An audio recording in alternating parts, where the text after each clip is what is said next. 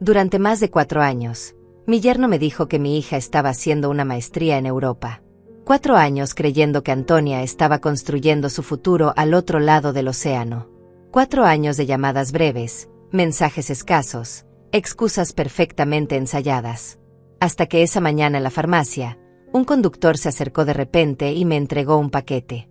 «¿Usted es la madre de Antonia?», preguntó con voz temblorosa, mirando hacia todos lados como si alguien pudiera estar siguiéndolo. «Ahora esto es suyo. Ábralo en casa y sola». Sus manos temblaban cuando me extendió la caja. Había terror en sus ojos. Terror genuino. Antes de que pudiera pronunciar una sola palabra, el hombre giró y salió corriendo de la farmacia.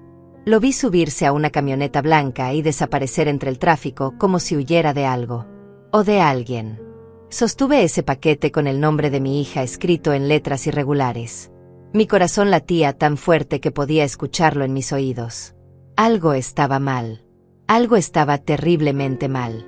Conduje a casa con las manos temblando sobre el volante. El paquete estaba en el asiento del pasajero, y cada vez que lo miraba, sentía que mi mundo estaba a punto de colapsar. Cerré la puerta con seguro. Bajé las cortinas. Me senté en la mesa de la cocina y abrí la caja. Lo que había dentro hizo hervir mi sangre. Pero antes de revelar lo que encontré en ese paquete, necesitan entender cómo llegué hasta ese momento. Cómo una madre puede vivir 4 años creyendo la mentira más cruel que alguien puede inventar.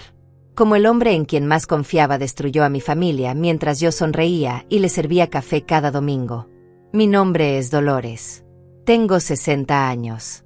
Fui maestra durante 35 años de mi vida. Enviudé cuando mi hija Antonia tenía 12 años, y desde entonces fue solo ella y yo contra el mundo. La crié sola.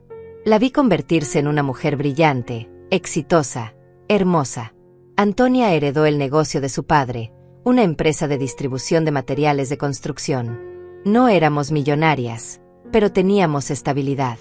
3 propiedades rentadas, una cuenta de ahorros con más de $200,000, y el negocio generaba buenos ingresos cada mes. Cuando conoció a Enrique hace 6 años, pensé que Dios finalmente le había enviado a alguien digno de ella.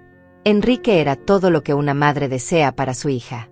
Educado, profesional, trabajaba en una firma de inversiones. Llegaba a casa con flores, me preguntaba por mi salud, me ayudaba con las reparaciones sin que se lo pidiera. Los domingos se quedaba horas conversando conmigo, escuchando mis historias de cuando era maestra. «Dolores, usted es como la madre que nunca tuve», me decía con esa sonrisa que parecía tan sincera. La boda fue hermosa. Antonia usó un vestido color perla que la hacía verse como un ángel. Yo lloré durante toda la ceremonia. Lloré de felicidad porque mi niña había encontrado a alguien que la cuidaría cuando yo ya no estuviera. Qué ciega estuve. Los primeros 2 años de matrimonio fueron perfectos. Antonia me visitaba 3 veces por semana. Almorzábamos juntas, me contaba sobre la empresa, sobre sus planes de expansión. Éramos más que madre e hija. Éramos mejores amigas. Entonces llegó ese domingo de hace 4 años y medio. Enrique apareció en mi puerta con esa sonrisa enorme que yo había aprendido a reconocer como señal de buenas noticias. «Dolores, tengo algo increíble que contarle», dijo mientras entraba a la sala. Antonia fue aceptada en un programa de maestría en Administración Internacional. En Europa. Solo aceptan a 50 personas de todo el mundo. Es la oportunidad de su vida. Mi corazón se llenó de orgullo. Y también de tristeza. Europa estaba tan lejos. «¿Cuánto tiempo estará fuera?», pregunté, sintiendo ya el vacío que dejaría su ausencia. 2 años inicialmente. Pero si decide tomar la especialización avanzada, podrían ser 3 o hasta 4. Es un programa muy exigente, Dolores. Pero cuando regrese, imagínese todo lo que podrá hacer con la empresa. Podremos triplicar los ingresos. Usted nunca más tendrá que preocuparse por nada. Esa misma noche, Antonia me llamó. Su voz sonaba extraña. Emocionada, sí, pero también había algo más. Algo que no pude identificar entonces. Algo que ahora reconozco como desesperación disfrazada. «Mamá, esto cambiará nuestras vidas», me dijo. «Cuando regrese, todo será diferente. Todo será mejor. Te lo prometo». ¿Cuándo te vas, mi amor? En 3 semanas. Ya estoy empacando. El programa empieza el 1 de octubre. Lloré cuando colgó el teléfono. Lloré porque mi niña se iba lejos. Pero también lloré de orgullo, porque estaba conquistando el mundo.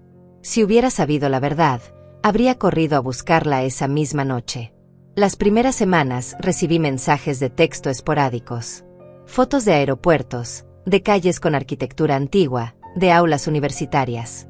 Antonia me contaba que el programa era agotador, que apenas tenía tiempo para dormir, que extrañaba casa pero que valía la pena. Enrique seguía visitándome cada domingo religiosamente. Antonia me pidió que viniera a verla. Dolores. No quiere que esté sola, me decía mientras tomábamos café. Ella piensa en usted todo el tiempo.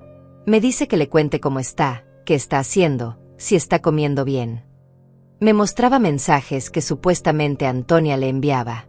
Siempre eran breves. Siempre con la misma excusa: mucho trabajo, poco tiempo, muchas responsabilidades. Cuando intentaba llamarla, rara vez contestaba. Y cuando lo hacía, la conversación duraba apenas unos minutos. Mamá, estoy en medio de un proyecto. Te llamo mañana, ¿sí? Pero mañana nunca llegaba. Pasaban semanas entre una llamada y otra. Enrique siempre tenía una explicación. El programa es muy intenso. Tiene evaluaciones constantes. Está haciendo networking con empresarios de toda Europa. Esto es normal en estos programas de élite. Yo quería creerle. Necesitaba creerle. Los meses se convirtieron en 1 año. Luego en 2. Antonia nunca regresó para Navidad. Ni para mi cumpleaños. Ni siquiera cuando le dije que me habían detectado presión alta y que el doctor estaba preocupado. Lo siento mucho, mamá. No puedo interrumpir el programa ahora. Estoy en la etapa final. Si abandono, pierdo todo. Entiéndeme, por favor. Siempre entendí. Siempre perdoné. Siempre esperé. Enrique se convirtió en mi único vínculo con ella. Me traía noticias. Me mostraba fotos que supuestamente Antonia le enviaba. Siempre fotos de paisajes, de edificios, de comida. Nunca de ella misma. No le gusta tomarse fotos, ya la conoce, decía Enrique riendo. Dice que está muy cansada, que no se ve bien. Firmé papeles que Enrique me traía. Son autorizaciones para que Antonia pueda manejar ciertas transacciones desde Europa, me explicaba. Necesita su firma como familiar directo para algunos procedimientos bancarios. Con fe. Firmé todo. Cada documento que ponía frente a mí. 4 años pasaron así. 4 años de espera. De llamadas vacías. De promesas rotas. De un vacío que crecía en mi pecho cada día. Hasta esa mañana en la farmacia, cuando un hombre aterrorizado me entregó un paquete y mi mundo perfecto comenzó a desmoronarse. Mis manos temblaban mientras rasgaba la cinta adhesiva del paquete. El silencio de mi casa se sentía opresivo, como si las paredes mismas estuvieran conteniendo la respiración esperando lo que estaba por descubrir. Dentro había un teléfono celular viejo. De esos modelos básicos que ya nadie usa. Estaba apagado, con la batería casi muerta. Junto a él, un cargador enrollado con una liga. Pero eso no era todo. Debajo del teléfono había un sobremanila. Grueso.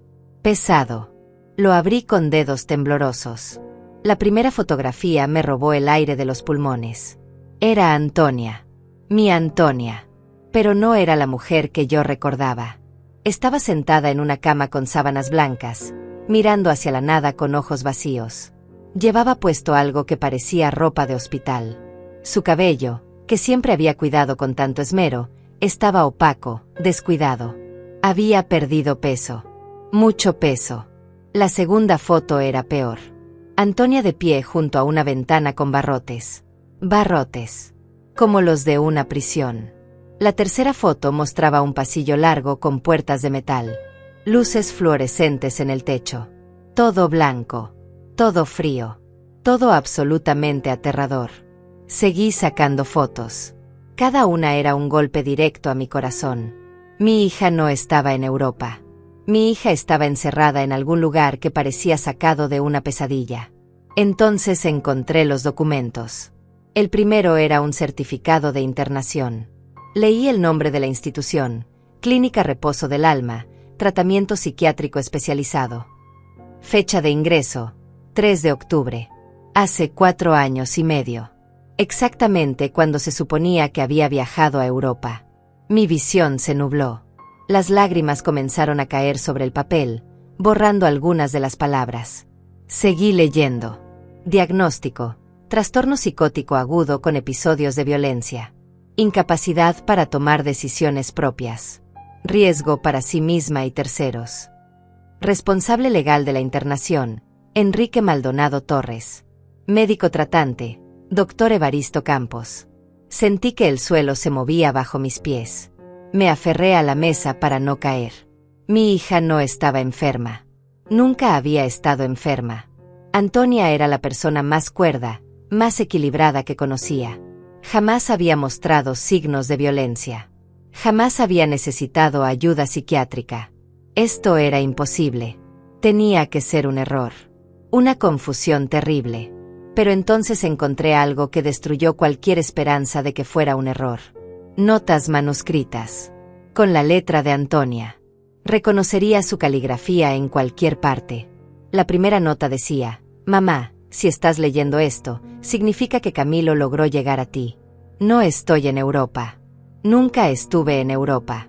Enrique me encerró aquí. Me declaró incapaz. Nadie me cree. Por favor, mamá.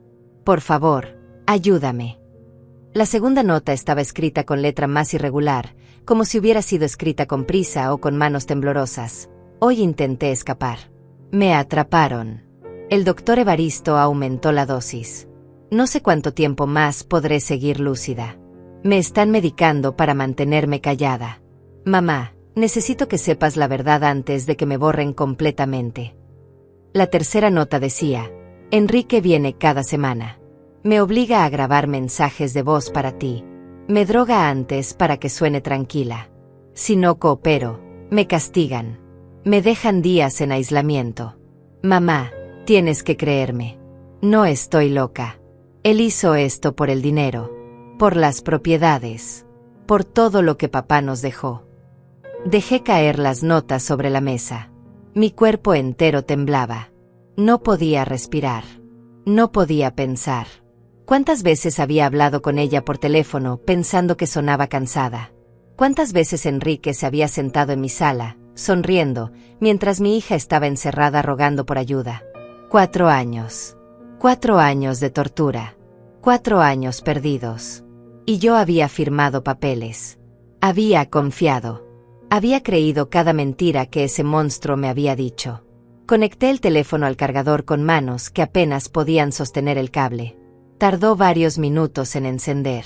Cuando finalmente la pantalla se iluminó, vi que tenía un solo contacto guardado: Camilo, ayuda. Y había mensajes. Docenas de mensajes. Todos de Antonia para este Camilo. Por favor, tienes que sacar esto de aquí. Es la única prueba que tengo. Mi madre se llama Dolores. Vive en la calle Magnolia 847. Ella no sabe nada.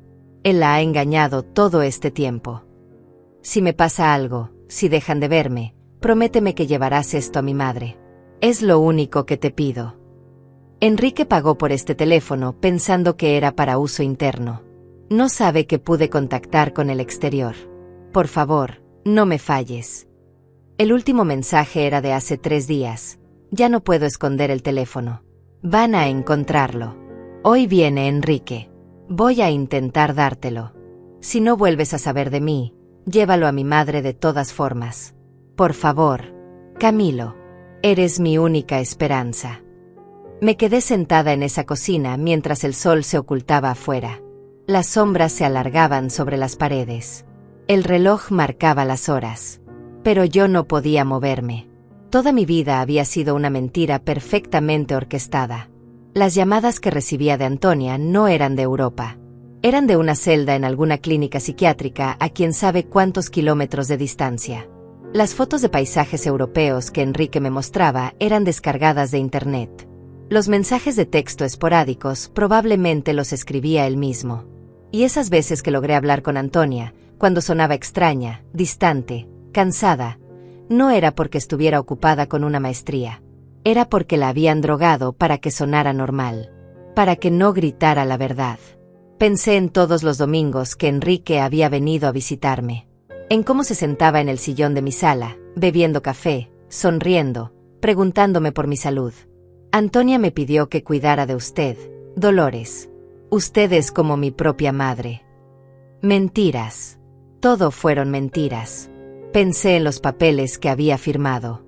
Documentos que no leí con cuidado porque confiaba. Porque era mi yerno. Porque amaba a mi hija. ¿Qué había firmado exactamente? ¿Qué me había hecho autorizar sin saberlo? Me levanté de la silla. Mis piernas apenas me sostenían, pero una claridad fría comenzaba a reemplazar el shock inicial. Necesitaba pensar. Necesitaba entender. Necesitaba un plan. No podía simplemente ir a esa clínica y exigir ver a mi hija. Si Enrique había logrado mantener esta mentira durante 4 años, tenía poder. Tenía conexiones. Tenía control. Si me presentaba allí sin preparación, probablemente me echarían. O peor, le avisarían a Enrique y él movería a Antonia a otro lugar donde nunca pudiera encontrarla. Necesitaba ayuda. ¿Pero de quién podía confiar? ¿A quién podía contarle esta historia sin que pensara que estaba perdiendo la razón? Una madre de 60 años afirmando que su yerno encerró a su hija en un psiquiátrico falsificando documentos. Sin pruebas más allá de un teléfono viejo y unas notas manuscritas que cualquiera podría decir que fueron escritas por alguien mentalmente inestable. Enrique lo había planeado perfectamente. Si yo acusaba, él simplemente diría que Antonia realmente estaba enferma, que las notas eran producto de su enfermedad, que yo, en mi vejez, estaba confundida, negando la realidad para proteger a mi hija. ¿Quién me creería a mí sobre un profesional exitoso con documentos médicos oficiales firmados por un doctor? La rabia comenzó a reemplazar el miedo. Este hombre había destruido a mi familia. Había robado 4 años de la vida de mi hija. Me había convertido en cómplice involuntaria de su crimen, haciéndome firmar quién sabe qué documentos. Y lo había hecho todo con una sonrisa. Con flores. Con café los domingos. Esa noche no dormí. Me quedé en la mesa de la cocina, leyendo una y otra vez cada documento, cada nota, memorizando cada palabra que Antonia había escrito con su letra desesperada. Estudié las fotografías hasta que se grabaron en mi mente. Mi hija sentada en esa cama. Mi hija junto a esos barrotes. Mi hija perdida en algún pasillo blanco y frío mientras yo vivía mi vida tranquila creyendo que estaba conquistando Europa. Al amanecer, tomé una decisión. No podía ir a la policía todavía. No sin más información. No sin entender exactamente con qué estaba lidiando. Necesitaba encontrar a Camilo. Él había arriesgado algo para traerme ese paquete. Él conocía a Antonia. Él tenía acceso a ese lugar. Revisé el teléfono una y otra vez buscando alguna pista. Los mensajes entre Antonia y Camilo eran cautelosos, como si ambos supieran que alguien podría estar monitoreando. Entonces encontré algo. Un mensaje de hace 6 meses donde Antonia le decía: «Gracias por las revistas que trajiste el martes. Es lo único que me mantiene cuerda aquí». El martes. Camilo iba los martes. Busqué en el teléfono si había alguna otra referencia a días específicos. Encontré varias. Siempre martes. Siempre por la tarde. ¿Qué hacía Camilo en esa clínica cada martes? Volví a mirar el sobre donde había venido el paquete. No tenía remitente, pero tenía un sello postal pequeño con una fecha. Había sido enviado desde una oficina postal en la zona norte de la ciudad. Abrí mi computadora y busqué Clínica Reposo del Alma. La página web era elegante, profesional. Mostraba jardines verdes, habitaciones cómodas, personal sonriente. Tratamiento especializado en salud mental con enfoque humanitario, decía el eslogan. La dirección estaba en las afueras, a 40 minutos de mi casa, en una zona residencial tranquila, casi escondida entre árboles. Perfecto para mantener secretos. Leí sobre los servicios. Internaciones de corto y largo plazo. Tratamientos personalizados. Privacidad garantizada. Respetamos la confidencialidad de nuestros pacientes y sus familias. Apostaría mi vida a que esa confidencialidad significaba que nadie hacía preguntas incómodas. Encontré la sección del personal médico. Ahí estaba él, Dr. Evaristo Campos, director médico, especialista en psiquiatría con 20 años de experiencia. Su foto mostraba a un hombre de unos 50 años, cabello gris, sonrisa confiable. La misma sonrisa que probablemente usaba mientras medicaba a mi hija para mantenerla callada. Necesitaba más información. Necesitaba entender cómo funcionaba ese lugar. ¿Quién más trabajaba allí? ¿Cómo era posible que nadie hubiera cuestionado la internación de una mujer completamente sana? Pasé el día investigando. Busqué el nombre del doctor Evaristo en Internet. Encontré artículos académicos, conferencias, premios. Era respetado en su campo.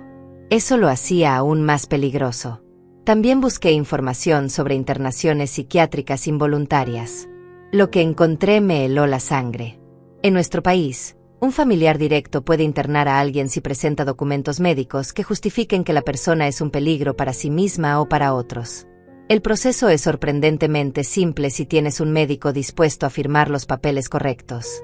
Y una vez internada, la persona puede permanecer allí indefinidamente si el médico tratante considera que no está lista para ser dada de alta. Es un sistema diseñado para proteger a personas que realmente necesitan ayuda. Pero en manos equivocadas, es la prisión perfecta. Antonia había estado gritando la verdad durante 4 años, y nadie la escuchó porque un doctor había escrito en un papel que estaba loca. El domingo llegó. Sabía que Enrique vendría como siempre. Como había venido cada domingo durante 4 años, representando su papel de yerno perfecto. Preparé café. Saqué las galletas que le gustaban. Actué como si nada hubiera cambiado. Cuando tocó el timbre a las 10 de la mañana, respiré profundo antes de abrir la puerta. Ahí estaba. Sonrisa perfecta. Flores en la mano. Un ramo de rosas color rosa que probablemente costó $30. Buenos días, Dolores. ¿Cómo amaneció?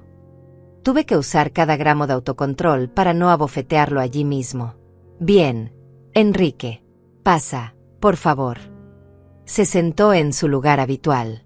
El sillón junto a la ventana. Aceptó el café con esa familiaridad de años. Actuó exactamente como siempre había actuado. Hablé con Antonia ayer, dijo, soplando su café. Me pidió que le dijera que la extraña mucho. Que pronto tendrá unas semanas libres y va a intentar visitarla. Mentiras.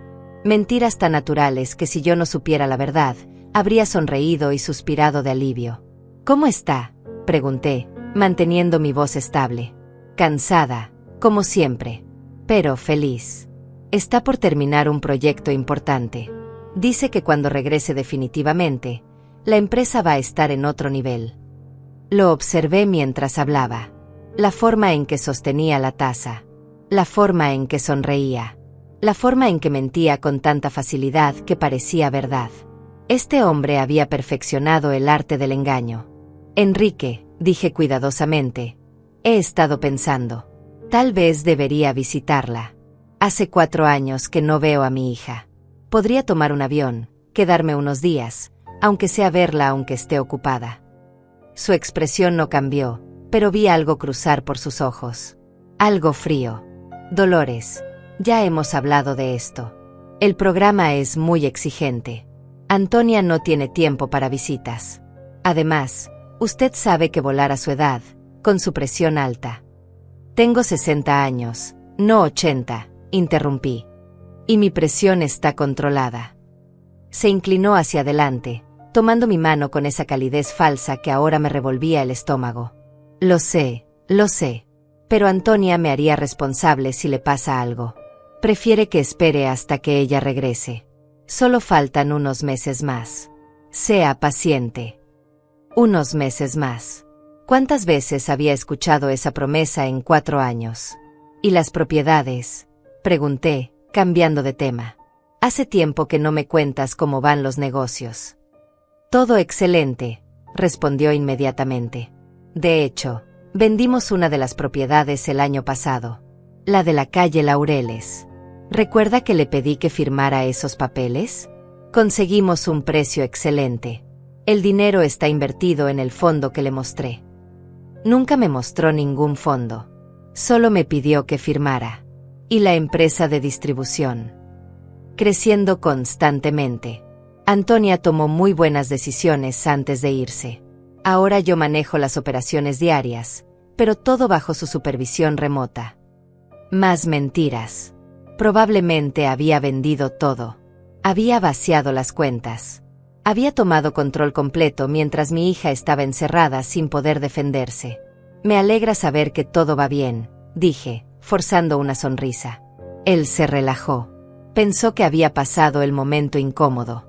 Siguió hablando sobre inversiones, sobre el mercado, sobre planes futuros. Yo asentía, sonreía, fingía interés. Pero en mi mente solo podía ver a Antonia en esa cama de hospital. Antonia junto a esos barrotes. Antonia escribiendo notas desesperadas, rogando por ayuda. Cuando finalmente se fue 2 horas después, cerré la puerta y me apoyé contra ella. Había logrado fingir. Había logrado no revelar que sabía la verdad. Pero ahora estaba segura de algo. Enrique era peligroso. No solo cruel, sino calculador. Inteligente. Paciente. No podía enfrentarlo directamente. No todavía. Necesitaba un plan mejor. Necesitaba pruebas que él no pudiera refutar. Necesitaba ayuda de alguien que entendiera cómo funcionaban estos lugares. Esa noche, tomé otro teléfono que tenía guardado. Uno que Enrique no conocía. Compré una tarjeta SIM nueva en la tienda de la esquina. Y comencé a hacer llamadas. Primero llamé a la clínica. Una recepcionista contestó con voz amable. Clínica Reposo del Alma. ¿En qué puedo ayudarle?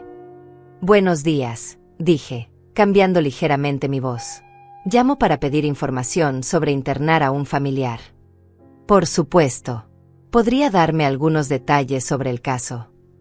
Inventé una historia sobre un hermano con problemas de adicción. La recepcionista fue amable, profesional. Me explicó los procedimientos, los costos, los requisitos. ¿Y las visitas? Pregunté. Los familiares pueden visitar cuando quieran. Depende del caso, respondió. Algunos pacientes tienen restricciones de visita por recomendación médica, pero generalmente, los familiares directos pueden coordinar visitas con el médico tratante. Entiendo. ¿Y si alguien quisiera visitar a un paciente que ya está internado? Por ejemplo, si soy la madre y quiero ver a mi hija. Hubo una pausa breve. Necesitaría hablar con el médico tratante del paciente. Ellos evalúan cada caso individualmente. Colgué con más preguntas que respuestas. Enrique tenía control total sobre quién podía ver a Antonia. Y el doctor Evaristo respaldaba cada decisión. Era martes por la tarde. Según los mensajes, Camilo debería estar en la clínica. Tomé mi bolso y las llaves del auto. Era hora de encontrar al hombre que había arriesgado todo para traerme la verdad.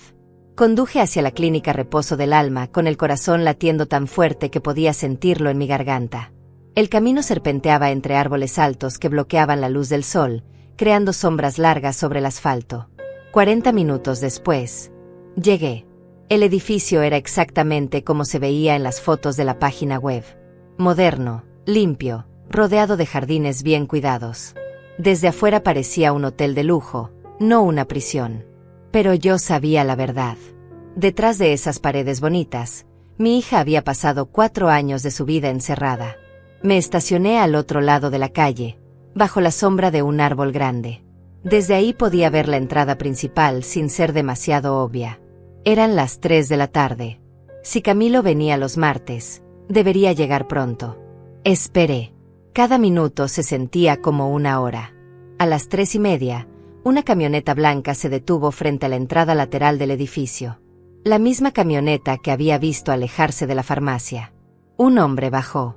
Joven, tal vez 30 años, complexión delgada. Llevaba una caja grande en los brazos. Caminó hacia la entrada de servicio y tocó el timbre. Una enfermera abrió la puerta. Intercambiaron algunas palabras. Él entró. Ese era Camilo.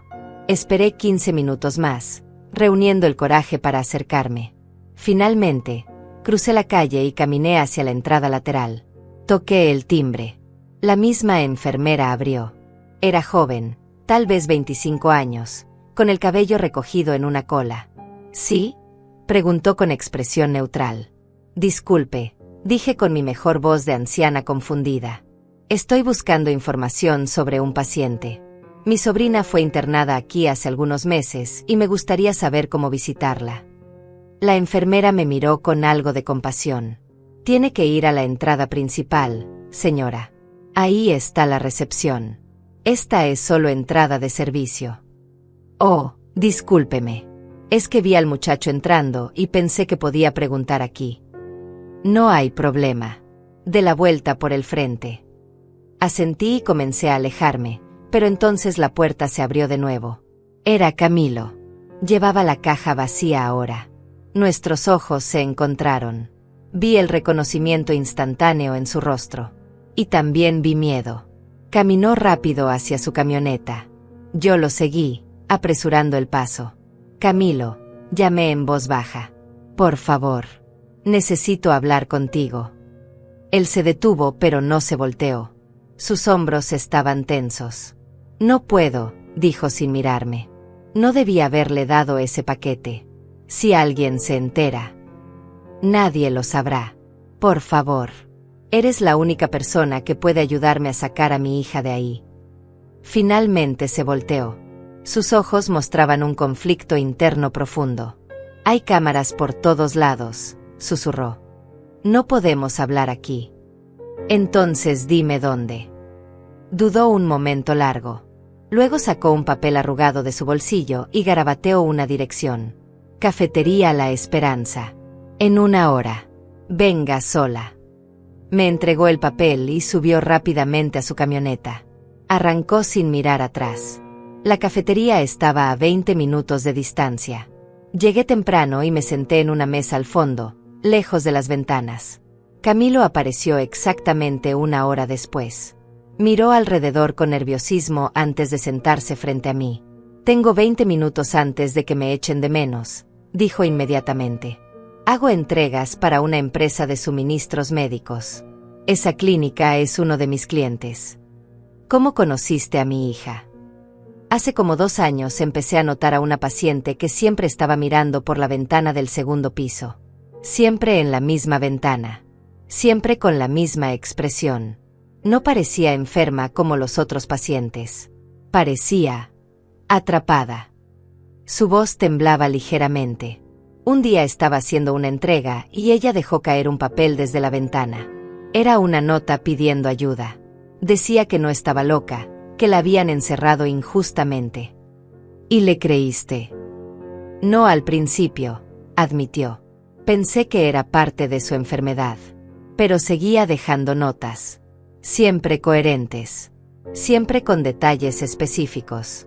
Nombres, fechas, información sobre propiedades y negocios. No era el delirio de alguien enfermo. Tomó un sorbo de agua con manos temblorosas. Empecé a investigar por mi cuenta. Busqué su nombre en internet. Encontré artículos viejos sobre la empresa de su padre. Fotos de ella en eventos de negocios. No había nada que sugiriera problemas mentales. ¿Cómo lograste comunicarte con ella? Fue arriesgado. Conseguí un teléfono básico y lo escondí en una de las cajas de suministros que entregaba. Dejé una nota diciéndole dónde estaba escondido. Ella lo encontró. Desde entonces, nos comunicábamos por mensajes cuando podía. ¿Por qué la ayudaste? Podías meterte en muchos problemas. Camilo bajó la mirada. Mi hermana estuvo en un lugar así hace 5 años. Realmente estaba enferma, pero el tratamiento era horrible. Abusivo. Cuando finalmente salió, estaba peor que cuando entró. Se quitó la vida 6 meses después. Se limpió los ojos rápidamente. Cuando conocí a Antonia, vi la misma desesperación en sus ojos que vi en los de mi hermana. No podía ignorarlo otra vez.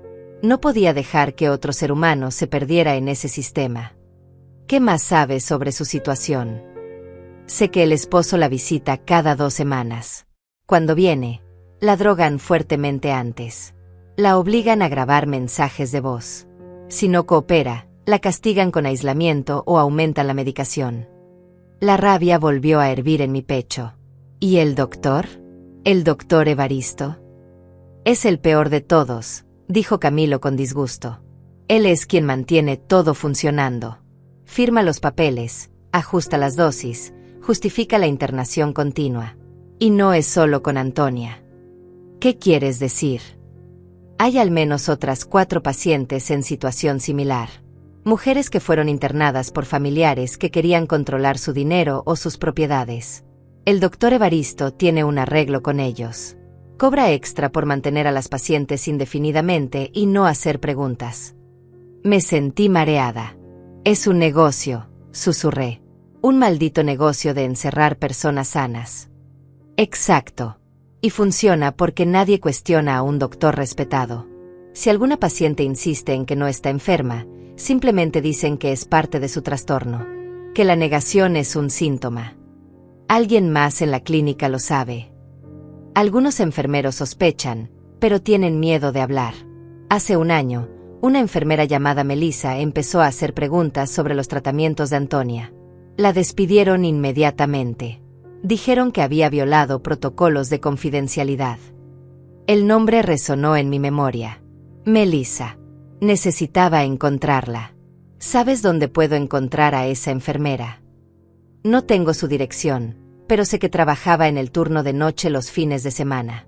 Tal vez pueda rastrearla a través del registro de empleados, pero no prometo nada. Necesito ver a mi hija, dije con voz firme.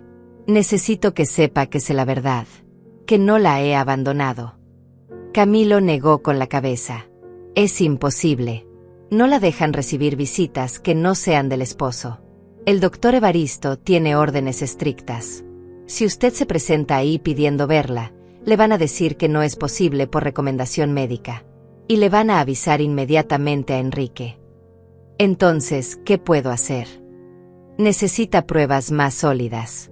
Necesita documentación oficial que demuestre que la internación fue fraudulenta. Necesita un abogado especializado que pueda pedir una evaluación psiquiátrica independiente. ¿Y cómo consigo eso sin que Enrique se entere? No lo sé, admitió Camilo. Pero tiene que ser cuidadosa. Este hombre ha mantenido a su hija encerrada 4 años. No va a dejarla ir sin pelear. Y tiene recursos. Tiene contactos. Tiene al doctor Evaristo de su lado. Miró su reloj. Tengo que irme. Ya llevo demasiado tiempo aquí. Espera, dije, agarrando su mano. ¿Puedes darle un mensaje a Antonia? Decirle que sé la verdad y que voy a sacarla de ahí. Camilo dudó, luego asintió lentamente. La próxima semana voy a entregar suministros nuevamente. Intentaré dejarle una nota. Pero tiene que prometerme algo. Lo que sea. Tenga mucho cuidado. Enrique no puede saber que usted está investigando. Si sospecha algo, moverá a Antonia a otro lugar. O peor. Peor. Hay clínicas más aisladas. Lugares donde ni siquiera yo podría llegar a ella. Lugares donde la gente simplemente desaparece. El miedo me atravesó, pero también la determinación. No voy a dejar que eso pase. Camilo se levantó para irse. Una cosa más, dijo antes de salir. Melissa, la enfermera despedida. Cuando la echaron, ella gritó algo. Dijo que tenía copias de registros médicos. Que si algo le pasaba a alguna paciente, ella tenía pruebas. ¿Crees que todavía las tenga? No lo sé. Pero si las tiene, eso podría ser lo que necesita para destruir al doctor Evaristo y liberar a su hija. Encontrar a Melissa se convirtió en mi única misión. Pasé los siguientes 3 días buscándola como una detective obsesionada. Primero intenté llamar al registro de enfermería profesional. Me dijeron que no podían dar información personal de sus miembros. Luego busqué en redes sociales. Había docenas de Melices que eran enfermeras en la ciudad. Estaba a punto de rendirme cuando recordé algo que Camilo había dicho. Trabajaba en el turno de noche los fines de semana. Llamé a la clínica nuevamente, esta vez haciéndome pasar por una antigua compañera de trabajo. Hola, estoy tratando de contactar a Melissa. Trabajamos juntas hace un tiempo en el turno nocturno. ¿Podrían darme su apellido completo para buscarla? La recepcionista dudó. Lo siento, no puedo dar información de ex empleados. Entiendo. Es solo que le debo dinero de cuando compartíamos turnos y quiero devolvérselo. Melissa. Creo que su apellido empezaba con R o era S. Hubo una pausa. La recepcionista suspiró. Ramírez. Melissa Ramírez. Pero de verdad no puedo darle más información. No se preocupe, con eso es suficiente. Muchas gracias. Colgué con el corazón acelerado. Ahora tenía un nombre completo. Busqué en redes sociales. Melissa Ramírez, enfermera. Encontré 3 perfiles en la ciudad. La tercera era ella. Reconocí su rostro por la foto de perfil, mujer de unos 30 años, cabello castaño, ojos decididos. Su perfil era privado, pero tenía un número de teléfono visible para contacto profesional. Marqué con manos temblorosas. Sonó 4 veces antes de que contestara. Sí. Melissa Ramírez. ¿Quién habla? Mi nombre es Dolores. Soy la madre de Antonia, una paciente en la clínica Reposo del Alma. Hubo un silencio largo. Pensé que había colgado. ¿Cómo consiguió mi número? Por favor, necesito hablar con usted. Sé que la despidieron por hacer preguntas sobre mi hija. Sé que usted sospechaba que algo estaba mal. Otra pausa larga. No puedo hablar de esto por teléfono. Entonces reúnase conmigo. En persona. Donde usted quiera. Por favor. Escuché su respiración pensativa. Parque Central. Mañana a las 10 de la mañana. Banco junto a la fuente. Venga sola. Allí estaré. Llegué al parque media hora temprano. El lugar estaba lleno de madres con niños pequeños, ancianos alimentando palomas, parejas caminando. Un escenario completamente normal que contrastaba con la razón oscura de mi visita. Melissa apareció exactamente a las 10. Llevaba lentes de sol grandes y una gorra. Se sentó a mi lado sin mirarme directamente. 5 minutos, dijo en voz baja. Luego me voy. Necesito su ayuda para sacar a mi hija de ese lugar. Si supiera la verdad sobre su hija, ¿por qué no fue directamente a las autoridades? Porque necesito pruebas sólidas. Mi yerno tiene documentos firmados por el doctor Evaristo. Yo solo tengo unas notas manuscritas y fotografías que él podría decir que son falsificaciones. Melissa se quitó los lentes y me miró directamente por primera vez. Sus ojos mostraban furia contenida. Su hija no está enferma, dijo con voz firme. Nunca lo estuvo. Yo revisé sus registros médicos durante meses. Los diagnósticos no coincidían con su comportamiento. La medicaban en exceso sin justificación clínica. Cada vez que preguntaba por qué, me decían que el doctor Evaristo tenía sus razones. ¿Qué vio exactamente? Antonia llegó hace 4 años con un diagnóstico de trastorno psicótico agudo, pero en todos los meses que la observé, nunca mostró un solo síntoma psicótico real. Estaba deprimida, sí, desesperada, definitivamente, pero lúcida, completamente lúcida. Melissa apretó los puños. Le daban antipsicóticos en dosis que podrían sedar a un elefante. Cuando preguntaba si podíamos reducir la medicación, el doctor Evaristo me decía que era necesario para controlar episodios violentos. Pero yo nunca vi ningún episodio violento. Antonia era la paciente más tranquila del segundo piso. ¿Por qué la despidieron? Porque cometí el error de escribir mis observaciones en el expediente oficial. Documenté que la paciente mostraba lucidez constante, que la medicación parecía excesiva, que recomendaba una evaluación independiente. Sus ojos se llenaron de lágrimas de rabia. Al día siguiente me llamaron a la oficina del director. Me acusaron de violar protocolos de confidencialidad, de exceder mis responsabilidades, de poner en riesgo el tratamiento de la paciente. Me despidieron en el acto con una carta de recomendación tan mala que me costó 6 meses encontrar otro trabajo. Camilo me dijo que usted gritó algo cuando la echaron, que tenía copias de registros médicos. Melissa me miró largamente antes de responder. Camilo le dijo eso. Asentí. Él me ayudó.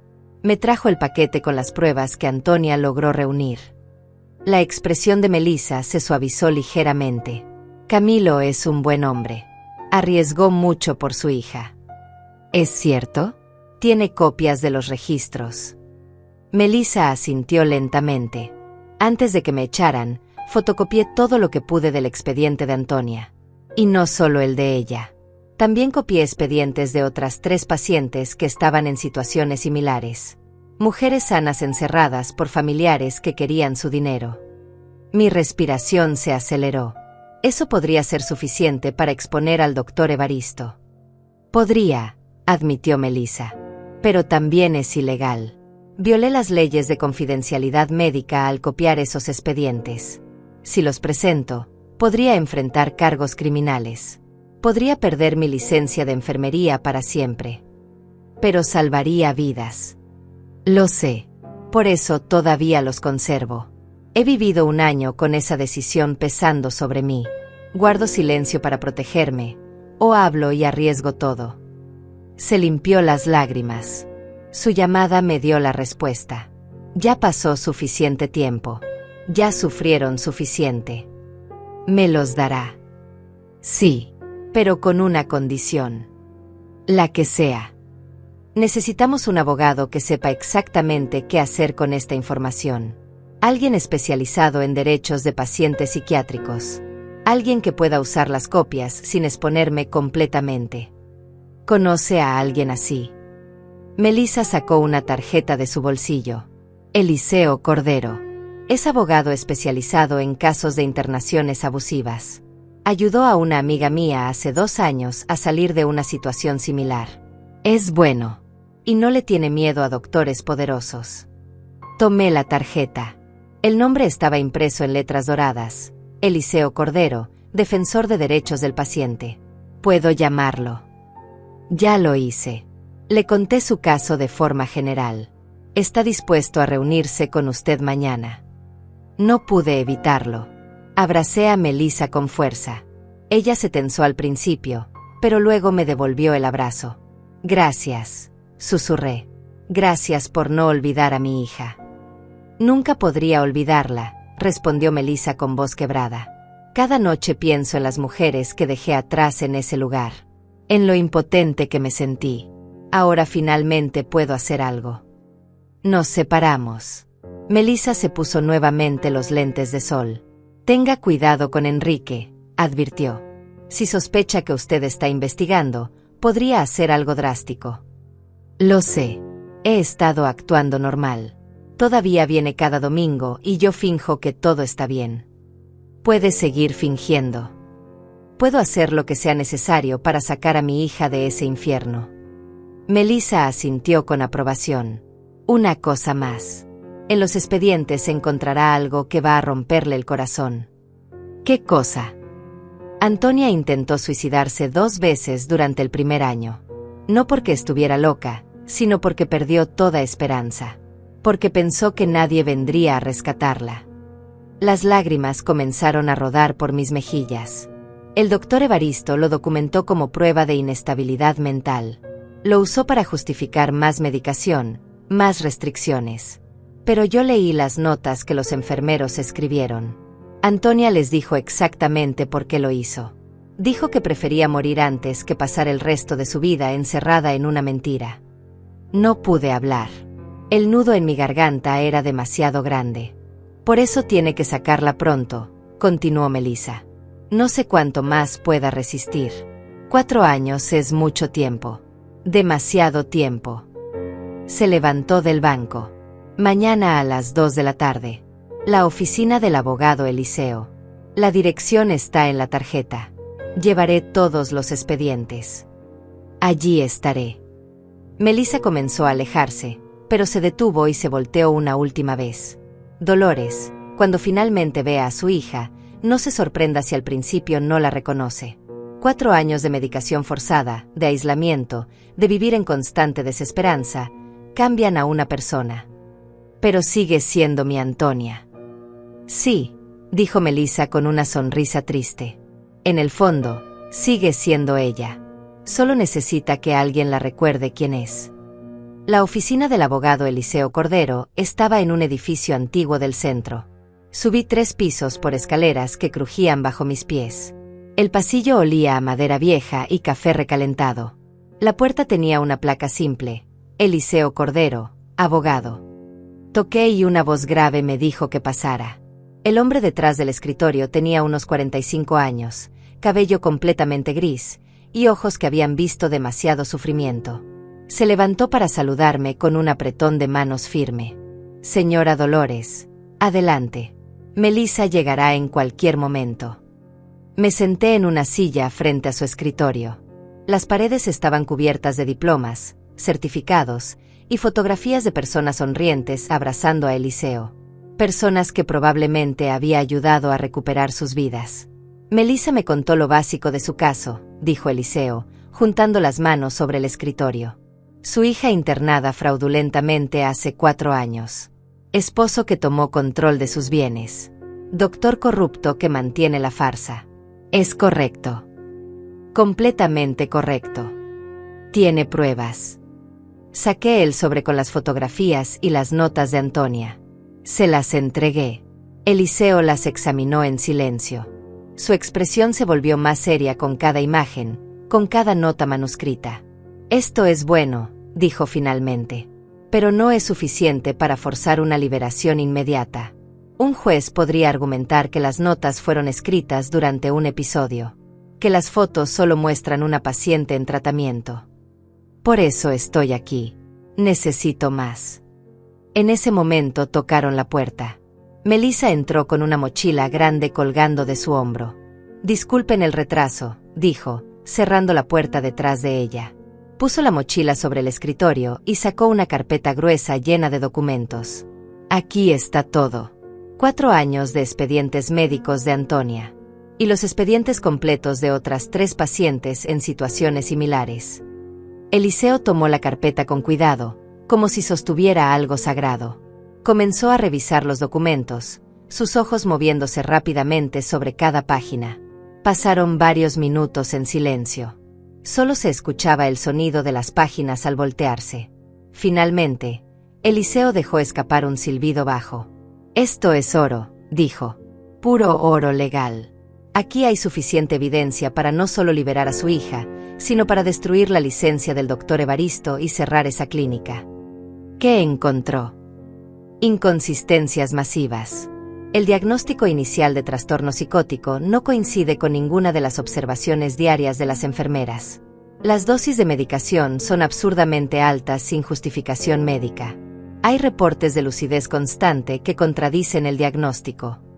Señaló una página específica. Aquí, una enfermera documentó que Antonia mantuvo una conversación coherente de 30 minutos sobre finanzas corporativas. Eso fue apenas 2 semanas después de su internación. Ninguna persona en estado psicótico agudo podría hacer eso. Siguió revisando. Y miren esto. El doctor Evaristo aumentó la medicación cada vez que Antonia mostraba signos de mejoría. Eso es exactamente lo opuesto de lo que debería hacer un médico legítimo. Es suficiente para sacarla. Eliseo cerró la carpeta y me miró directamente. Sí, pero necesitamos hacerlo correctamente. Si vamos directamente a la clínica exigiendo su liberación, Enrique podría moverla antes de que lleguemos. Si vamos a la policía sin una orden judicial, podrían decirnos que es un asunto civil y mandarnos con un juez que tarde semanas en actuar. Entonces, ¿qué hacemos? Necesitamos una orden judicial de emergencia. Voy a presentar una petición ante el juez argumentando privación ilegal de libertad, negligencia médica y fraude. Con estas pruebas, puedo conseguir una audiencia de emergencia en 48 horas. Mi corazón saltó. 48 horas. Tal vez menos si el juez ve la urgencia. Pero aquí viene la parte difícil. Necesitamos mantener esto completamente secreto hasta que tengamos la orden. Si Enrique se entera de que estamos moviendo papeles legales, tiene tiempo de reaccionar. He logrado fingir que todo está normal. Puedo seguir haciéndolo. Viene a visitarla regularmente. Cada domingo sin falta. Perfecto. Mantenga esa rutina. No cambie nada. Actúe exactamente como ha actuado durante 4 años. Melissa intervino. Hay algo más que deberían saber. El doctor Evaristo tiene conexiones políticas. Su hermano es fiscal de distrito. Cuando lo acusemos, va a pelear con todo. Eliseo asintió. Lo sé. Por eso necesitamos que el caso sea absolutamente sólido. Sin huecos. Sin espacio para que se escurra. Se volvió hacia Melissa. Usted va a tener que testificar. Sabe eso, ¿verdad? Lo sé, respondió Melissa con voz firme. Estoy lista. Podría perder su licencia por violar confidencialidad médica. Ya lo asumí. Algunas cosas son más importantes que una licencia. Eliseo sonrió por primera vez. Va a necesitar ese coraje en la sala. El abogado del doctor Evaristo va a intentar desacreditarla. Van a decir que está resentida por haber sido despedida, que robó documentos por venganza. Que digan lo que quieran. Yo sé la verdad. Eliseo comenzó a tomar notas en una libreta. Necesito que me cuenten todo desde el principio. Cada detalle importa. Cada fecha, cada conversación, cada documento que firmó, señora Dolores. Pasamos las siguientes 3 horas reconstruyendo toda la historia. Le conté sobre el día que Enrique anunció el viaje a Europa. Sobre las llamadas extrañas con Antonia. Sobre los papeles que firmé sin leer. Sobre el paquete que Camilo me entregó. Melissa habló sobre sus meses trabajando en la clínica. Sobre las observaciones que hizo. Sobre las veces que cuestionó el tratamiento de Antonia. Sobre el día que la despidieron. Eliseo lo documentó todo meticulosamente. Hay otra cosa que necesitamos, dijo cuando terminamos. Necesitamos a Camilo. Su testimonio como testigo independiente sería valioso. ¿Puedo contactarlo?, preguntó Melissa. Tengo su número de la época en que trabajé en la clínica. Háganlo. Dígale que necesitamos que declare. Explíquenle que estará protegido legalmente. Melissa sacó su teléfono y marcó. Habló en voz baja durante varios minutos. Finalmente colgó. Dice que sí, que hará lo que sea necesario para ayudar a Antonia. Eliseo cerró su libreta. Bien. Entonces aquí está el plan. Mañana a primera hora presento la petición de emergencia. Voy a pedir una evaluación psiquiátrica independiente inmediata y una orden de no transferencia para que no puedan mover a Antonia. ¿Y si el juez no acepta? Aceptará. Con esta evidencia, tiene que aceptar. Pero necesito que ustedes dos estén listas para testificar en cualquier momento. Podría ser mañana. Podría ser pasado mañana. Me puse de pie. Estaré lista. Una advertencia final, dijo Eliseo con tono serio. Cuando esto explote, Enrique va a saber que usted está detrás. Va a estar furioso. Podría intentar intimidarla o amenazarla. Que lo intente. Hablo en serio, señora Dolores. Estamos hablando de un hombre que encerró a su propia esposa durante 4 años. Alguien capaz de eso es capaz de cualquier cosa. Entiendo el riesgo. Pero mi hija ha vivido 4 años en el infierno. Yo puedo soportar lo que sea por sacarla de ahí. Eliseo extendió su mano. Entonces vamos a traer a su hija a casa. Salí de esa oficina con algo que no había sentido en semanas. Esperanza real. Esa noche casi no dormí. Repasaba mentalmente cada detalle de la conversación. Cada palabra que Eliseo había dicho. Cada paso del plan. 48 horas. Tal vez menos. En 2 días podría ver a mi hija nuevamente. El domingo llegó como siempre. Enrique tocó el timbre a las 10 en punto. Abrí la puerta con una sonrisa que me costó cada gramo de fuerza que tenía. Buenos días, Dolores. Buenos días, Enrique. Pasa. Se sentó en su lugar habitual. Aceptó su café. Actuó como el yerno perfecto que siempre había fingido ser. Y yo actué como la suegra confiada que ya no era. ¿Cómo está Antonia?, pregunté con voz dulce. Muy bien. Ocupada como siempre, pero bien. Me dijo que le enviara saludos. Mentiras. Todo mentiras. Pero sonreí y asentí como si le creyera. Porque en menos de 48 horas, toda su casa de mentiras se vendría abajo. Y yo estaría ahí para ver su caída. El lunes por la mañana, Eliseo me llamó. Lo conseguimos, dijo sin preámbulos. El juez aprobó una audiencia de emergencia para mañana a las 2 de la tarde. Orden de evaluación psiquiátrica independiente. Orden de no transferencia. Todo lo que pedimos. Mis piernas casi cedieron del alivio. ¿Qué significa exactamente? Significa que mañana a las 2, un equipo judicial llegará a la clínica Reposo del Alma con una orden del tribunal. Van a evaluar a Antonia independientemente. Van a revisar sus expedientes. Y van a interrogar al doctor Evaristo sobre cada decisión médica que tomó en estos 4 años. Enrique lo sabrá. No hasta que sea demasiado tarde. La orden es confidencial hasta el momento de ejecución. Así se evita que muevan a los pacientes o destruyan evidencia. Puedo estar ahí. No solo puede, debe estar ahí. Usted es la peticionaria. Su testimonio será crucial. Esa noche no pude dormir en absoluto. Me quedé despierta mirando el techo, imaginando el momento en que finalmente vería a Antonia, tratando de prepararme para lo que Melissa me había advertido, que tal vez no la reconociera, que 4 años de tortura la habrían cambiado. Pero no me importaba cómo estuviera. Seguía siendo mi hija. El martes amaneció con un cielo gris amenazando lluvia. Me vestí con cuidado, eligiendo ropa seria, profesional. Necesitaba verme como una madre preocupada pero cuerda, no como una anciana histérica inventando conspiraciones. Llegué a la clínica a la 1:30. Eliseo ya estaba ahí con Melissa y Camilo. Había también 2 oficiales judiciales, un psiquiatra independiente llamado Dr. Navarro y una asistente social. ¿Lista?, preguntó Eliseo. Más que lista. A las 2 en punto exactamente. Entramos. La recepcionista nos miró con confusión cuando vio el grupo. ¿En qué puedo ayudarles? Eliseo presentó la orden judicial. Tenemos una orden del Tribunal Superior para realizar una evaluación de emergencia a la paciente Antonia Maldonado. Necesitamos ver su expediente completo y acceso inmediato a ella. La recepcionista palideció. Yo necesito llamar al director. Hágalo. Pero la orden es efectiva inmediatamente. Si intentan retrasar o interferir, estarán en desacato al tribunal. La mujer tomó el teléfono con manos temblorosas. Minutos después apareció el director de la clínica, un hombre corpulento con expresión de pánico apenas disimulado. Debe haber un error, dijo, mirando la orden. Esta paciente está bajo tratamiento especializado. No pueden simplemente interrumpir su terapia.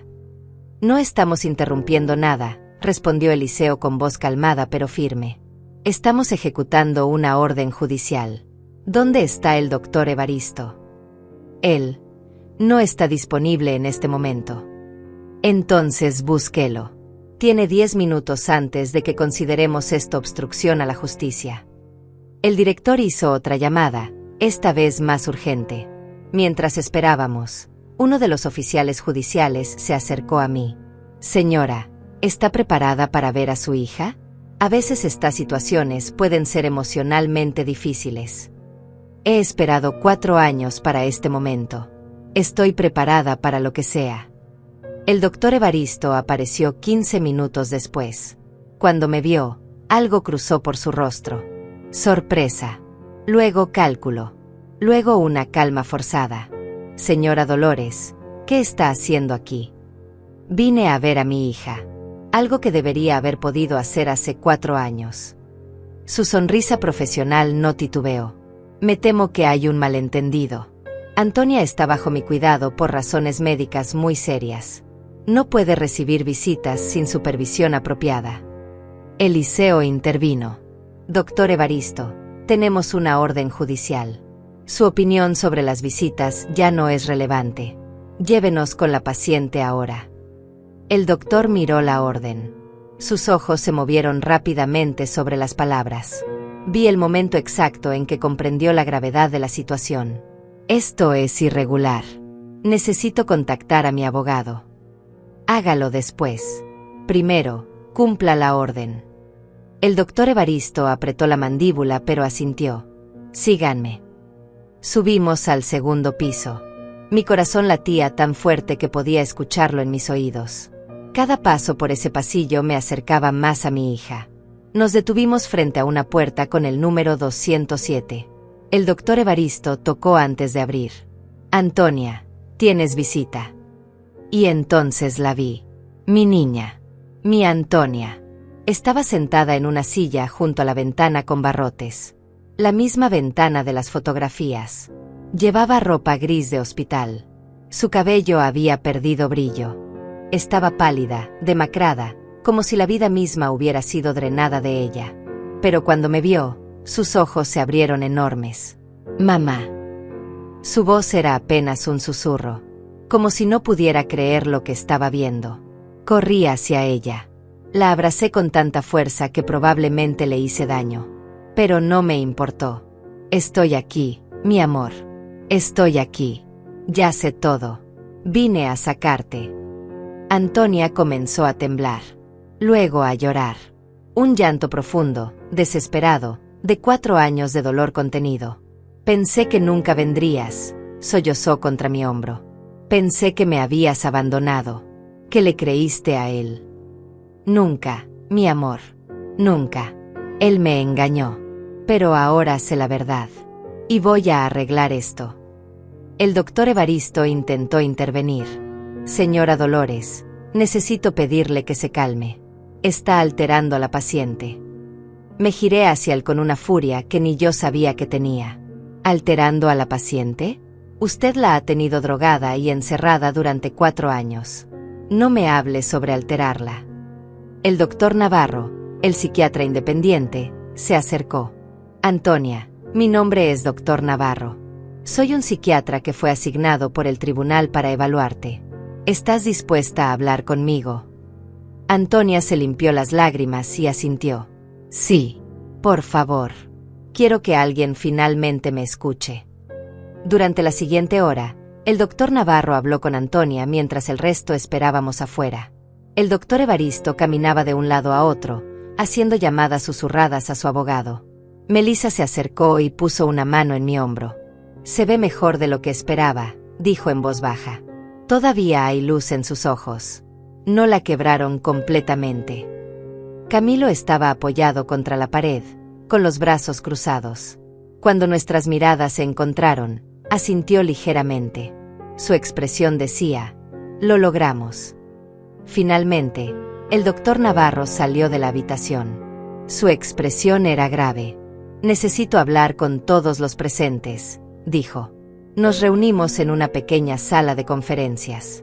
El doctor Navarro puso su grabadora sobre la mesa. He realizado una evaluación preliminar de la paciente Antonia Maldonado. Quiero dejar constancia de mis hallazgos iniciales. Miró directamente al doctor Evaristo. No encontré evidencia de trastorno psicótico. Ninguna. La paciente está completamente lúcida, orientada en tiempo y espacio, con memoria intacta y capacidad de razonamiento normal.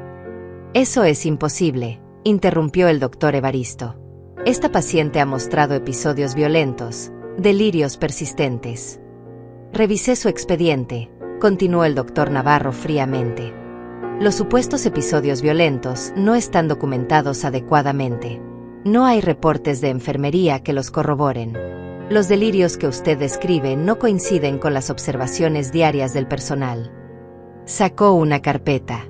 De hecho, encontré múltiples reportes de enfermeras documentando lucidez constante. Reportes que usted aparentemente ignoró. El doctor Evaristo comenzó a sudar visiblemente. Cada decisión médica que tomé fue basada en mi juicio profesional. Su juicio profesional incluía medicarla con dosis que solo se justifican en casos de psicosis severa. La paciente me mostró marcas en sus brazos de inyecciones forzadas. Me describió procedimientos de aislamiento que no están autorizados sin aprobación judicial. Eliseo se inclinó hacia adelante. Doctor Navarro, en su opinión profesional, había justificación médica para la internación y tratamiento continuado de esta paciente. El doctor Navarro miró directamente a la cámara de su grabadora. En mi opinión profesional, basada en la evaluación que acabo de realizar y en la revisión de los expedientes disponibles, esta internación fue completamente injustificada. Esta paciente no representa ningún peligro para sí misma ni para otros. No muestra signos de enfermedad mental que requieran internación. Hizo una pausa significativa. Esta paciente ha sido víctima de privación ilegal de libertad disfrazada como tratamiento médico. El silencio que siguió fue absoluto. El doctor Evaristo había perdido todo el color de su rostro. Esto es ridículo.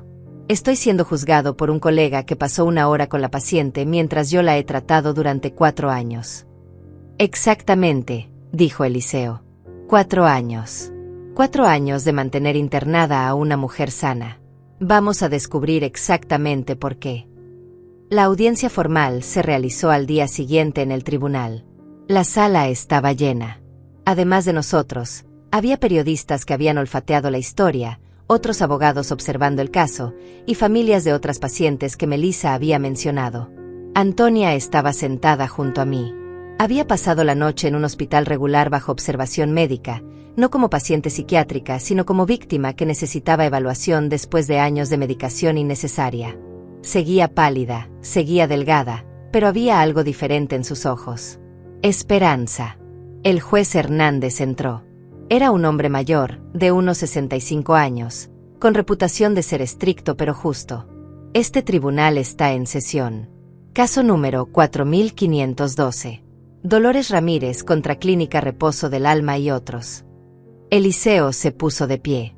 Su señoría, representamos a la señora Dolores Ramírez, madre de Antonia Maldonado, quien fue internada ilegalmente hace 4 años en la Clínica Reposo del Alma. Vamos a demostrar que esta internación fue un fraude médico orquestado por su esposo Enrique Maldonado con complicidad del doctor Evaristo Campos, con el único propósito de tomar control de sus bienes. El abogado del doctor Evaristo, un hombre elegante de traje oscuro, se levantó. Su señoría, esto es un ataque infundado contra un médico respetado. Mi cliente actuó según protocolos médicos apropiados basándose en el diagnóstico de un paciente que presentaba síntomas psicóticos graves. Escucharé las pruebas, dijo el juez. Proceda, señor Cordero. Eliseo llamó primero al doctor Navarro al estrado. El psiquiatra independiente explicó su evaluación con lenguaje claro y preciso. Describió cómo había examinado a Antonia durante 3 horas, cómo había revisado cada página de su expediente médico, cómo las conclusiones del doctor Evaristo no coincidían con la evidencia documentada. En mi opinión profesional, concluyó, nunca hubo justificación médica para esta internación. Los síntomas descritos en el diagnóstico inicial no aparecen en ningún reporte subsecuente del personal de enfermería. El abogado del doctor Evaristo intentó desacreditarlo. Doctor Navarro, no es cierto que usted pasó apenas unas horas con la paciente mientras mi cliente la trató durante 4 años. Es cierto que el doctor Evaristo tuvo más tiempo, respondió el doctor Navarro calmadamente. Lo cual hace aún más inexplicable que no notara que su paciente estaba completamente cuerda. Luego testificó Melissa. Se sentó en el estrado con la espalda recta, sin mostrar el miedo que sentía. Describió sus meses trabajando en la clínica, las observaciones que hizo sobre Antonia, las inconsistencias que notó entre el diagnóstico y el comportamiento real de la paciente. Documenté mis preocupaciones en el expediente oficial, dijo. Al día siguiente fui despedida. Me acusaron de violar protocolos, pero la verdad es que me echaron por hacer preguntas incómodas. ¿Por qué arriesgó su carrera copiando esos expedientes?, preguntó Eliseo. Melissa miró directamente al juez. Porque vi a una mujer sana siendo torturada con medicación innecesaria. Porque vi a otras mujeres en la misma situación. Porque el sistema que debería protegerlas las estaba destruyendo. Alguien tenía que hablar. El abogado contrario atacó con fuerza. Usted robó documentos confidenciales. Violó las leyes de privacidad médica. ¿Cómo puede este tribunal confiar en alguien que admite haber cometido un crimen? Cometí un crimen menor para exponer un crimen mayor, respondió Melissa sin titubear. Y lo volvería a hacer. Camilo testificó después. Explicó cómo conoció a Antonia. Cómo ella logró contactarlo. Cómo le pidió ayuda para sacar evidencia de la clínica. Arriesgué mi trabajo, dijo. Pero no podía mirar a otra persona siendo destruida en ese lugar. Mi hermana murió después de estar en una clínica similar. No iba a permitir que le pasara lo mismo a Antonia. Finalmente, Eliseo me llamó a mí. Caminé al estrado con las piernas temblando. Puse mi mano sobre la Biblia y juré decir la verdad. Conté toda la historia. Desde el día que Enrique anunció el viaje a Europa hasta el momento que el conductor me entregó el paquete. Describí los 4 años de mentiras. Las llamadas extrañas. Los papeles que firmé sin entender. ¿Por qué confió en él?, preguntó Eliseo. Porque era mi yerno. Porque lo amaba como a un hijo. Porque nunca imaginé que alguien pudiera ser tan cruel. Me quebré al decir eso. Las lágrimas comenzaron a caer. Él me visitaba cada domingo. Se sentaba en mi sala. Bebía café. Me traía flores. Y todo ese tiempo, mi hija estaba encerrada rogando por ayuda. El juez me entregó un pañuelo. Sus ojos mostraban compasión. Cuando me recuperé, Eliseo hizo la pregunta crucial. Señora Dolores, ¿reconoce este documento? Me mostró un papel. Lo reconocí inmediatamente. Era uno de los muchos que había firmado para Enrique. Sí. Enrique me dijo que era una autorización para que Antonia manejara transacciones bancarias desde Europa. Leyó el documento antes de firmarlo. Bajé la cabeza avergonzada. No. Confié en él. Firmé donde me indicó. Su señoría, dijo Eliseo volteándose hacia el juez, este documento no es una autorización bancaria. Es un poder legal completo que le daba a Enrique Maldonado control total sobre todas las propiedades y cuentas de Antonia. Se escucharon murmullos en la sala. Con este documento, continuó Eliseo, Enrique vendió las 3 propiedades que Antonia heredó de su padre. Vació las cuentas bancarias. Tomó control de la empresa. Todo mientras Antonia estaba encerrada sin poder defenderse. ¿Cuánto dinero estamos hablando?, preguntó el juez. Aproximadamente $800,000 en propiedades y efectivo, más el valor de la empresa, que generaba $50,000 anuales en ganancias. El juez se reclinó en su silla, procesando la magnitud del fraude. ¿Dónde está el señor Enrique Maldonado? Su señoría, respondió uno de los oficiales judiciales, se le ordenó comparecer hoy. No se presentó. Tenemos razones para creer que abandonó el país. La sala explotó en murmullos. El juez golpeó su mazo exigiendo orden. Eso es una admisión de culpabilidad en mi opinión. Emita una orden de arresto inmediata. Luego el juez miró al doctor Evaristo, que estaba sentado rígido en su asiento. Doctor Evaristo, tiene algo que decir en su defensa. El médico se puso de pie lentamente. Por primera vez, su máscara de profesionalismo se había caído completamente. Su señoría, yo actué basado en la información que el esposo me proporcionó. Él presentó documentos que parecían legítimos. Yo confié en su palabra como familiar directo. Nunca cuestionó que una mujer completamente lúcida estuviera internada indefinidamente. Yo pensé que los medicamentos estaban funcionando, que su lucidez era resultado del tratamiento. Durante 4 años. Pensó eso durante 4 años. El doctor Evaristo no respondió. El juez revisó los documentos frente a él. He visto suficiente. Antonia Maldonado queda inmediatamente liberada de cualquier restricción médica o legal. Se anula el diagnóstico de incapacidad. Se le devuelven todos sus derechos civiles. Antonia agarró mi mano y la apretó con fuerza. Además, continuó el juez, ordeno una investigación completa de la clínica Reposo del Alma. Quiero que se revisen todos los casos de internación de los últimos 5 años. Y suspendo temporalmente la licencia del doctor Evaristo Campos pendiente de investigación criminal. El médico se desplomó en su silla. Finalmente, ordeno el congelamiento de todos los bienes adquiridos por Enrique Maldonado en los últimos 4 años. Cuando sea capturado, enfrentará cargos de fraude, privación ilegal de libertad y conspiración. Golpeó el mazo. Esta sesión está levantada. La sala estalló. Periodistas corrieron hacia las puertas. Familias de otras pacientes se acercaron a Eliseo preguntando cómo podían ayudar a sus seres queridos. Pero yo solo tenía ojos para Antonia. La abracé de nuevo. Esta vez sin barrotes entre nosotras. Sin guardias observando. Sin medicamentos nublando su mente. Ya pasó, le susurré. Ya pasó, mi amor. Estás libre. Gracias, mamá, lloró contra mi hombro. Gracias por no rendirte. Gracias por creerme. Siempre voy a creerte. Siempre voy a pelear por ti. Melissa se acercó con lágrimas en los ojos. Lo logramos, dijo. Realmente lo logramos. Camilo estaba detrás de ella, sonriendo por primera vez desde que lo conocí. Antonia, dijo, me alegra verte libre.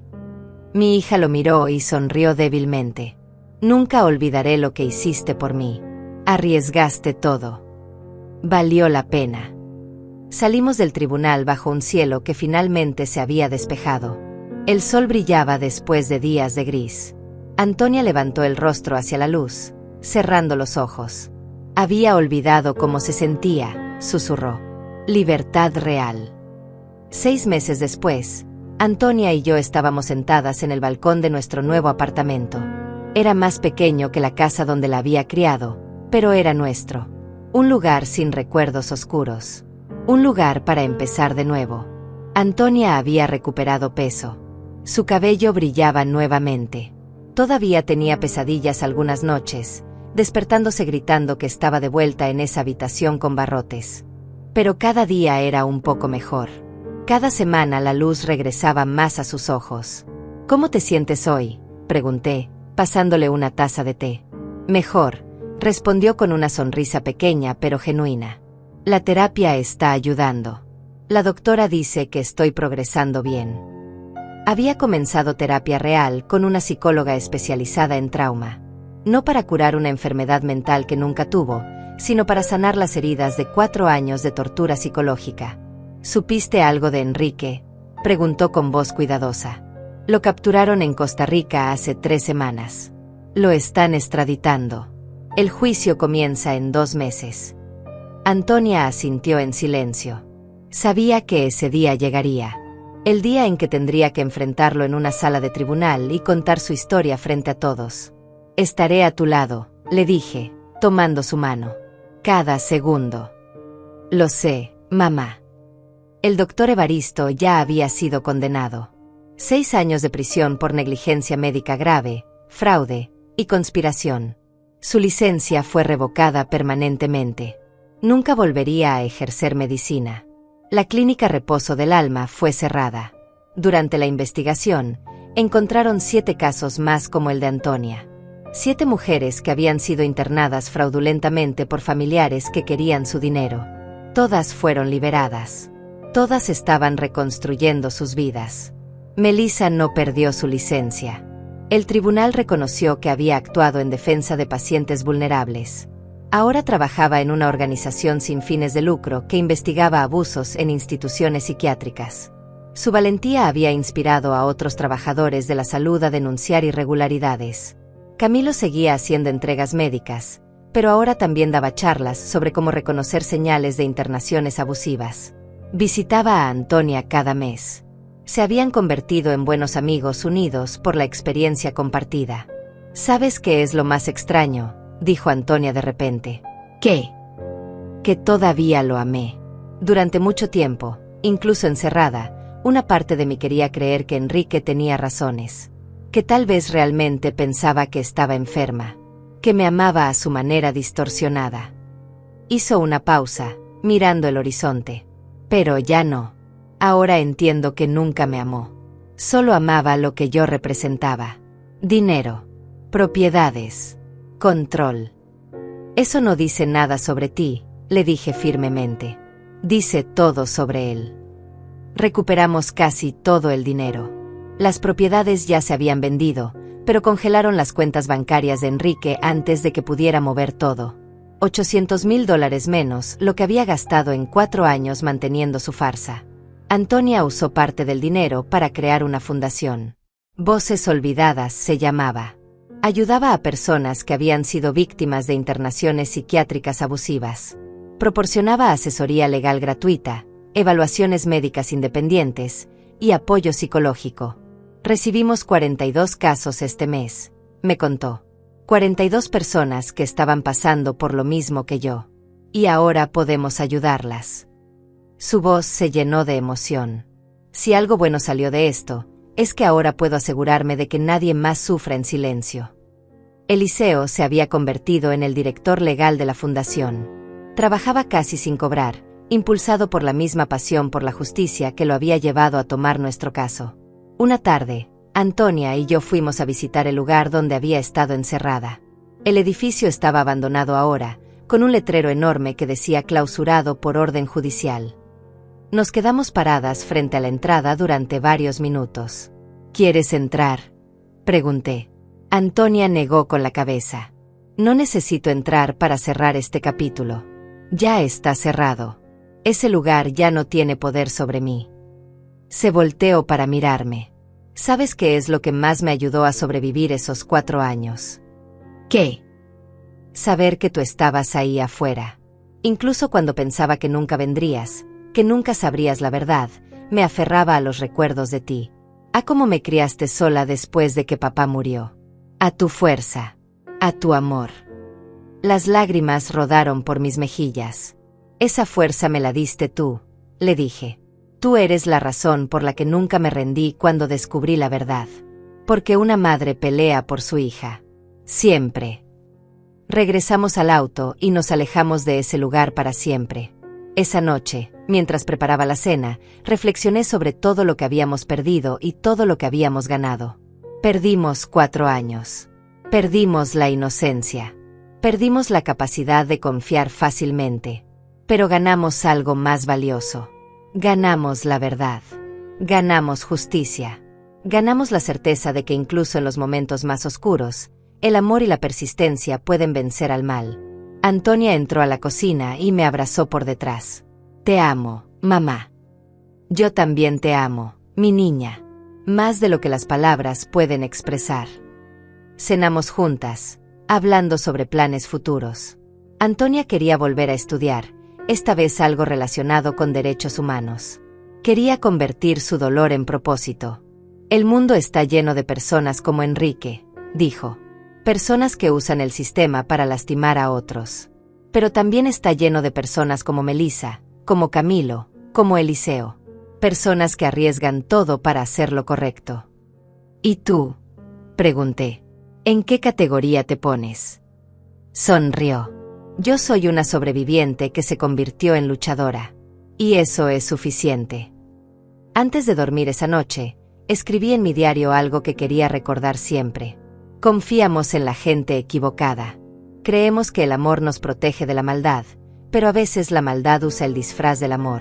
Aprendí que nunca debemos ignorar nuestro instinto. Nunca debemos dejar de preguntar.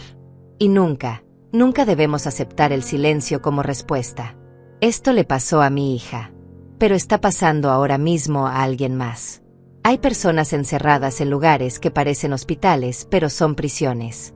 Hay familias engañadas por mentiras perfectamente construidas. Si algo parece demasiado conveniente, cuestiona. Si alguien te pide que confíes sin explicaciones, investiga. Y si alguien te dice que un ser querido ya no puede hablar por sí mismo, lucha hasta escuchar su voz directamente. Porque mi silencio cómplice casi le costó la vida a mi hija. Y mi decisión de pelear le devolvió su libertad. Cerré el diario y apagué la luz. En la habitación de al lado, escuché a Antonia durmiendo tranquila. Sin gritos. Sin pesadillas. Solo paz. Finalmente, paz.